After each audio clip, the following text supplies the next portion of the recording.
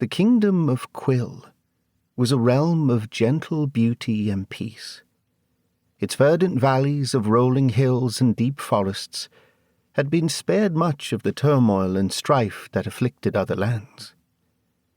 It was here that the king and his court resided, where justice was swift and fair, and where the people lived their lives in the assurance of safety and contentment.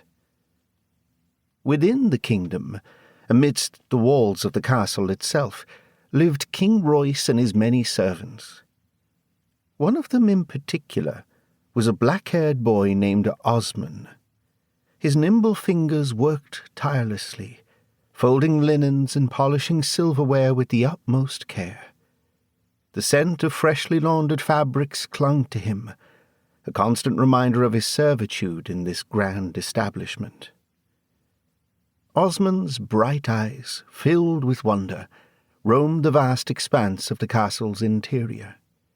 He marveled at its opulent decorations, golden chandeliers that hung like stars from the soaring ceilings, casting warm light over lavish banquets. Intricate tapestries depicting valiant knights and mythical creatures adorned the stone walls, their vibrant threads weaving tales of adventures he could only dream of experiencing. As Osman walked across the polished marble floors, their coolness seeped through the thin soles of his worn-out shoes, contrasting sharply with the warmth of the flickering torchlight illuminating the great halls. The young servant passed by enormous windows that framed the picturesque landscape beyond the castle grounds, where emerald hills rolled into the distance between a sky painted with hues of purple and orange. A gentle breeze glided in through the open panes, carrying with it its sweet fragrance of blooming flowers and the distant sound of laughter from the village children at play. Despite the beauty that surrounded him, Osman couldn't help but long for something more, a life beyond the confines of the castle walls, where he would be free to explore the mysteries of the world and forge his own destiny. He often found himself lost in daydreams, envisioning daring feats and great discoveries that would make his name echo through the ages. But, alas, Osman remained rooted within the magnificent castle, attending to the needs of the noble King Royce and his esteemed guests.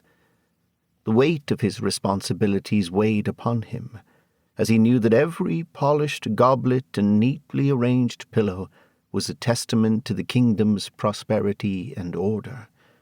And so, with quiet determination, Osman busied himself with the seemingly endless chores that filled his hours, that he found himself in a part of the grand castle he had seldom been allowed to enter. As he moved through the marvelously lit space, his footsteps echoing softly on the ancient floor, Osman couldn't help but feel the undeniable sense of anticipation building within him. It was as if the very walls whispered secrets to him, promising hidden wonders just waiting to be discovered by someone bold enough to seek them out. And then, as if summoned by his longing for adventure, Osman's eyes fell upon the object that would forever change his life. The unattended crown of King Royce, sitting on an ornate throne draped with luxurious velvet. The sight of it seemed almost too surreal to be true, as though it were a figment of his imagination brought forth by the depths of his dreams. But there it was, gleaming gold and encrusted with precious jewels that captured the flickering candlelight and set the room ablaze with their fiery brilliance. The regal symbol of power and authority seemed to call out to him, its allure impossible to resist.